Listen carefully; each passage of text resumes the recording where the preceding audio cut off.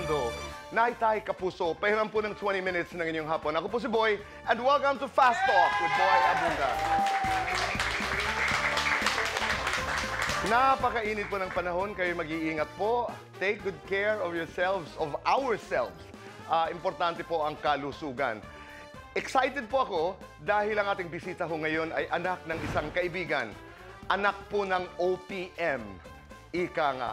At makikilala natin siya, and he is now embarking on this musical journey. At sigurado po ako na katulad ng kanyang ama, na isang icon sa OPM, ay gagawa ng sariling pangalan. Naitay Kapuso, please welcome JC Regino. Sir Boy, maraming salamat po sa pag-imbita sa akin. Maraming salamat. Gusto ko talaga pong makapunta dito, sobra. Thank you. Maraming salamat sa prutas. Ay, siyempre po, para po sa inyo talaga po yun. Parang ang bilis-bilis ng panahon. Si JC po ay anak ng ating kaibigang April Boy Regino. Oh, yes. Okay. Please, please sit down, please make yourself comfortable. Para lamang masayang simula ng ating kwentuhan. Siyempre, alam namin ang di ko kayang tanggapin. Opo. Alam mo yung kwento nun? Nasabi ba sa'yo ng tatay mo? Opo, nasabi po sa Ano akin, ang Daddy. kwento nung kanta? Ang kwento po kasi nun talaga, yung ginagawa ni Daddy yun, may kinakampanya po siyang politiko. Tapos natalo po. Kaya di niya kayang tanggapin. Yung pala yun. Opo. Akala ko may kinalaman sa romance. Yung pala, tumakbo, natalo.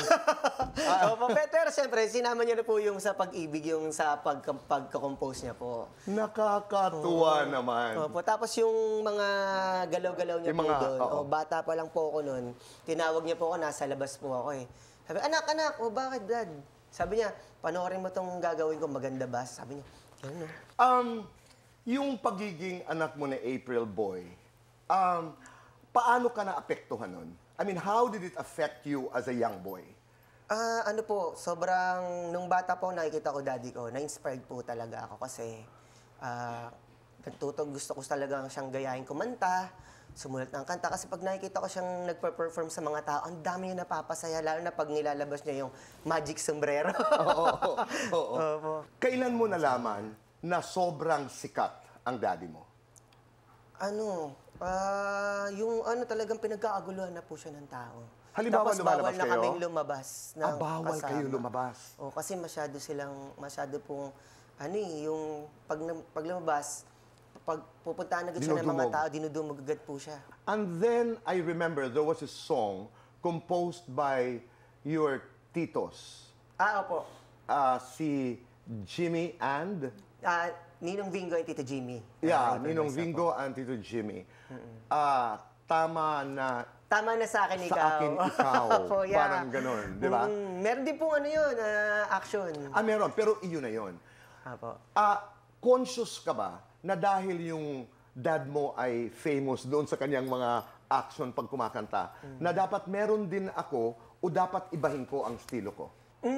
Opo, siyempre gusto ko rin minsan may action po. Siyempre hindi Boy. mawawala sa amin yung mga choreo kasi tinuruan na rin ako ni Daddy. At tatak talaga yun. Nakita niya yun? Daddy, hindi na po. Wala na si Daddy. Hindi na niya nakita yung mga hand movements na yun. Ano yung pinakamalaking leksyon na natutunan mo sa kanya ngayon? Yun nga po na lagi pong magpakumbaba. Kasi po, ang lahat po ng nagpapakumbaba tinataas po ng Panginoon Diyos.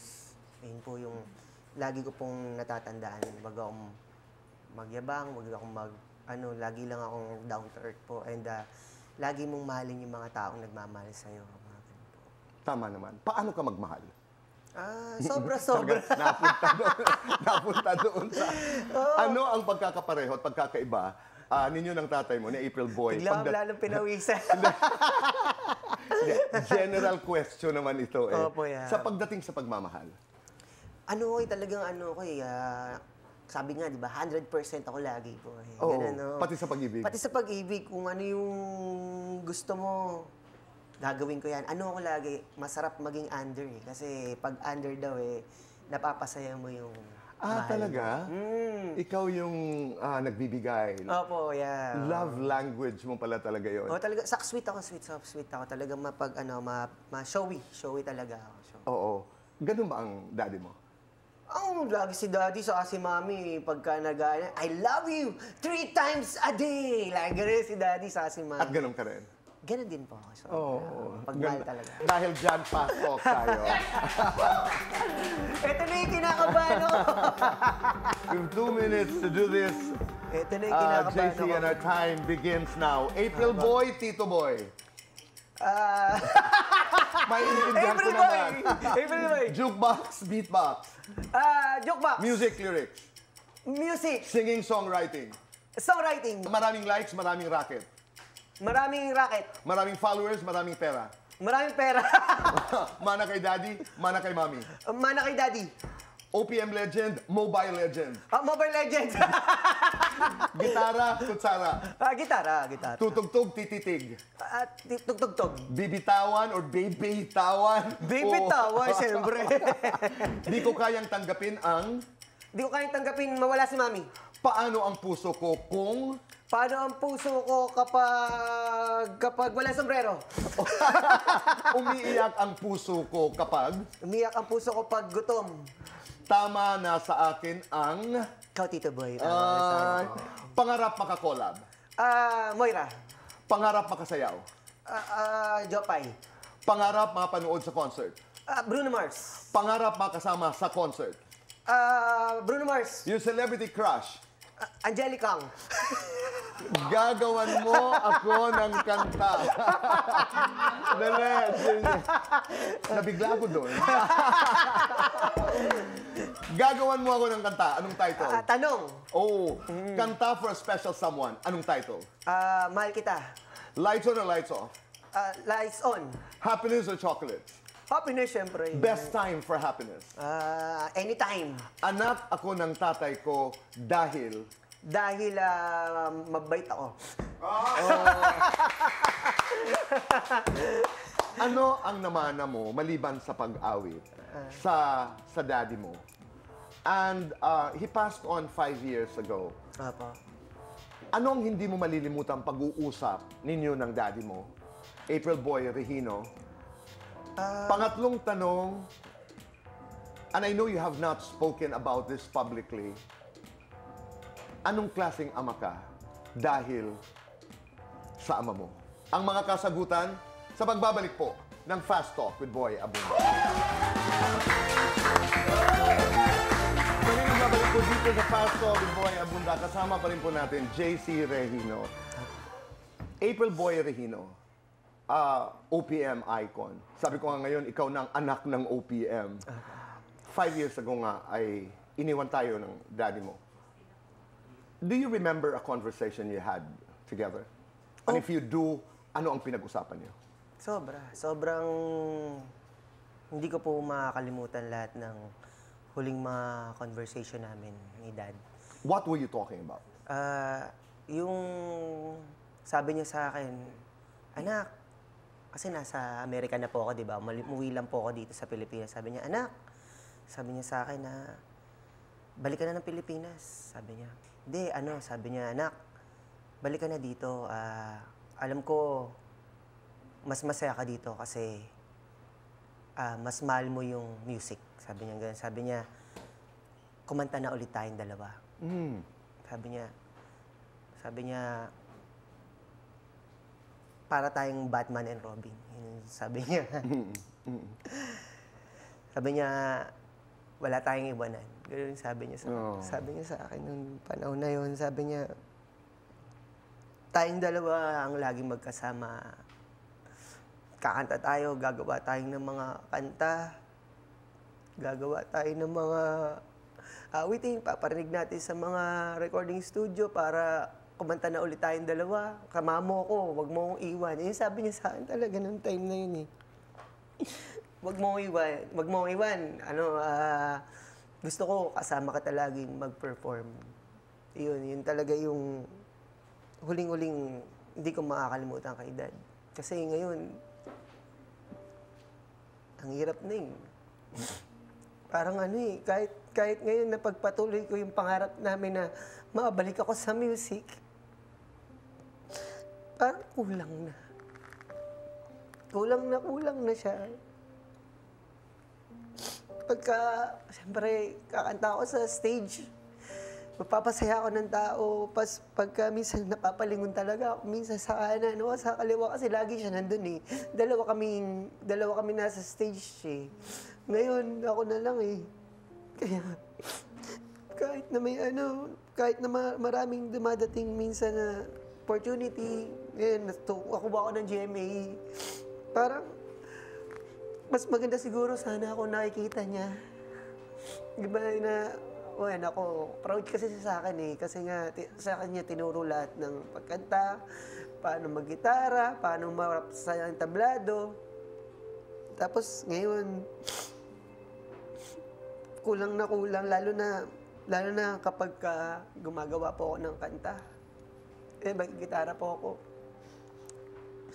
Sa kanya ko po, kasi lagi pinaririnig yung kanta ko. Ngayon, wala na yung pupunta ako dun magsasabi sa akin, anak, ang ganda ng ginawa mong kanta. Ngayon, wala. Hindi ko alam kung tama ba yung ginagawa kong kanta o hindi, kasi siya yung nagsasuggest sa akin kung anak, ito palit natin lyrics dyan. So, yun. Nakita ba naiyak ako? No, but in a very special way, sigurado ako na hindi ka pababayaan. Nandiyan lang yan. Binabantayan ka. Maraming salamat nga po kay Dad kasi kahit wala na siya, yung pangaral niya, nandiyan sa puso. nabuhay sa akin po. Alam ko, ginagabayan niya po ako ngayon. So, thank you po sa daddy ko sa pagpapalaki sa akin. And siyempre, sobrang thank you po sa Panginoon Diyos natin kasi hindi niya kami pinababayaan ni Mami. Lagi pa rin kaming, alam namin na mahal kami ni Dad sa kanan ni God. Mahal na mahal ka ng daddy mo at ang iyong kapatid, siyempre, at ang mami mo. Tayong nag-uusap, sobrang pinakitaan ka kung gaano ka kamahal ng daddy mo, how supportive he was sa iyong musika, sa iyong karera. I know you have a 9-year-old boy. Kumusta ka naman bilang isang batang ama? Ayun, kung ano yung nakita ko kay Dad, Ikaw yun. ako po yun. Talagang, mahal na mahal ko po si Aizen. Aizen po ang pangalan Aizen. niya. Aizen.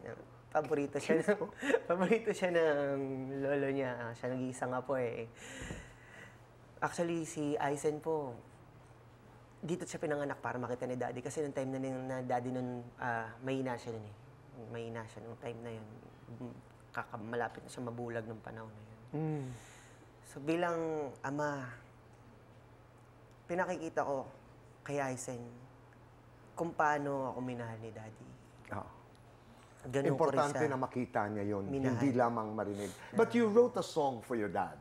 Tama. Opo, yeah. Ang title po niya is Idolo. Parinig naman.